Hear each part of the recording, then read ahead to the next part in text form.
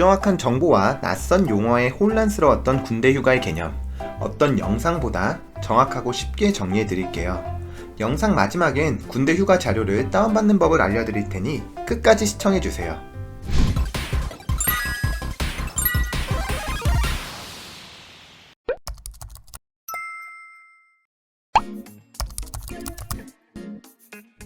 첫 번째로 알려드리고자 하는 개념은 출타예요. 출타라는 용어가 익숙하지 않으시겠지만 출타는 말 그대로 밖으로 나온다, 즉 군대 밖을 나오는 행위를 의미해요. 출타에는 크게 휴가와 외박 외출로 구분할 수 있습니다. 휴가에는 보시는 것처럼 연가, 공가, 청원휴가, 특별휴가로 구분이 되어지고 외박 외출은 신병 격려 외박과 성과제 외박 외출로 구분되어집니다.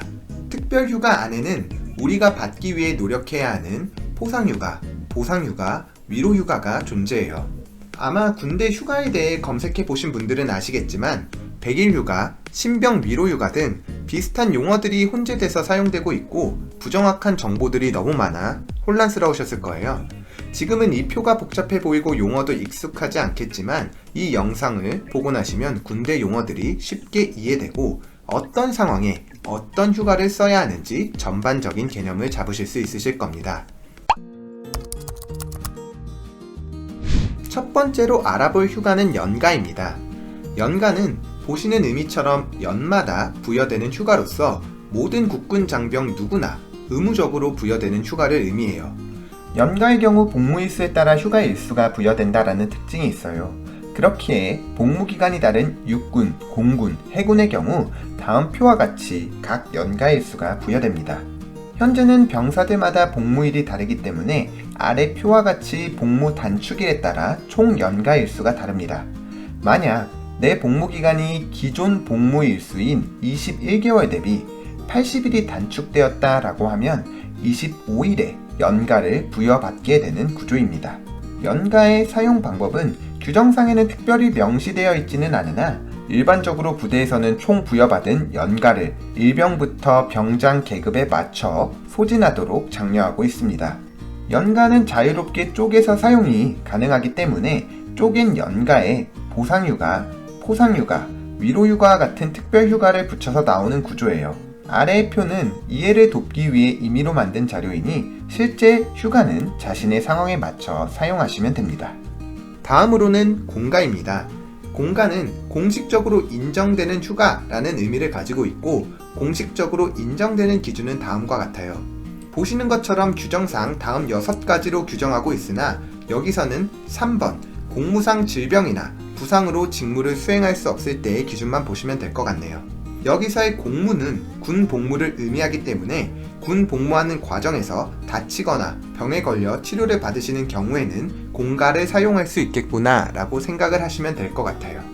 청원휴가의 경우 국민청원의 청원처럼 군 장병이 지휘관에게 휴가를 신청한다 라는 의미의 휴가입니다. 그럼 언제 휴가를 신청할 수 있을까요?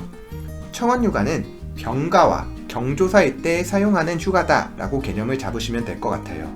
청원휴가 역시 공가처럼 다치거나 병에 걸렸을 때 사용이 가능하고 주변에 혼인, 사망과 같이 경조사가 있는 경우 사용되는 휴가입니다. 포상휴가는 단어의 의미처럼 잘한 일에 대한 상의 개념으로 부여되는 휴가예요. 포상휴가의 경우 특정 장병에게 너무 많은 휴가를 부여하는 것을 방지하기 위해 2017년도부터 휴가평등제를 실시하고 있고 육군의 경우 복무일수 기준으로 최대 16일에서 18일로 최대 포상휴가 일수를 제한하고 있어요. 많은 분들이 포상휴가를 받는 방법을 궁금해하시겠지만 오늘은 휴가의 용어와 개념을 잡는 시간이기에 추후 영상을 통해 포상휴가 받는 기준 및 팁에 대해서도 정리해 보도록 할게요. 보상휴가는 일주일에 40시간을 초과하여 근무하는 장병에게 시간을 보상해주는 개념의 휴가예요.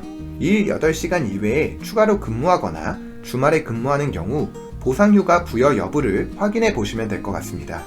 위로휴가의 경우에는 힘든 일에 대한 위로 개념의 휴가인데 사실 앞서 설명드린 포상휴가와 매우 유사한 개념의 휴가라고 보시면 돼요. 최대 포상휴가를 채우더라도 위로휴가를 통해 추가적인 휴가를 나갈 수 있기에 포상휴가를 대체하는 개념으로도 사용되어집니다. 이제는 휴가가 아닌 외박, 외출에 대해 살펴보도록 할게요. 신병-격려 외박 외출은 우리가 일반적으로 부르는 100일 휴가, 신병 휴가에 해당되는 휴가예요. 앞서 살펴본 정기 휴가에서 이병 정기 휴가가 없었기에 이 신병 격려 외박 외출이 이병 정기 휴가라고 생각을 하시면 이해가 편하실 겁니다. 성과제 외박 외출의 경우 육군, 해군, 공군이 조금 다른 의미를 가지고 있어요. 육군의 성과제 외박 외출의 경우 단어의 의미처럼 성과에 따라 외박 외출을 못 받을 수도 있습니다. 하지만 공군, 해군의 경우 용어 자체는 성과제 외박이지만 실질적으로 전 장병에게 균등하게 6주마다 2박 3일씩 부여되고 있기에 사실상 정기 외박의 개념으로 이해하시면 편하십니다. 이러한 성과제 외박 외출의 차이 때문에 일반적으로 공군, 해군이 육군에 비해 휴가를 조금 더 자주 나오게 되는 구조입니다.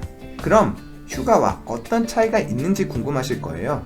외박 외출은 주말에만 사용이 가능하고 미수지역, 즉 벗어나면 안 되는 지역이 정해져 있는 등 휴가에 비해 제약사항이 있다라는 것이 가장 큰 차이점입니다.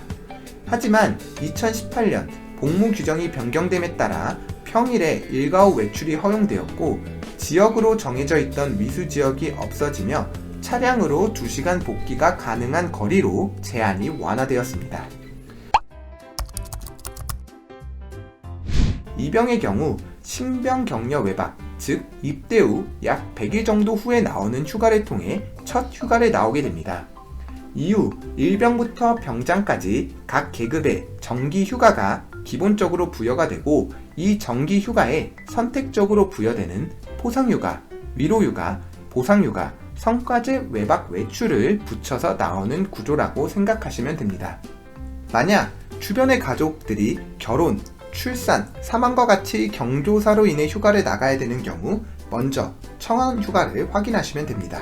그리고 군대에서 병에 걸렸거나 다쳐서 병가가 필요한 경우에는 청원 휴가와 공가 적용 여부를 확인하시면 됩니다.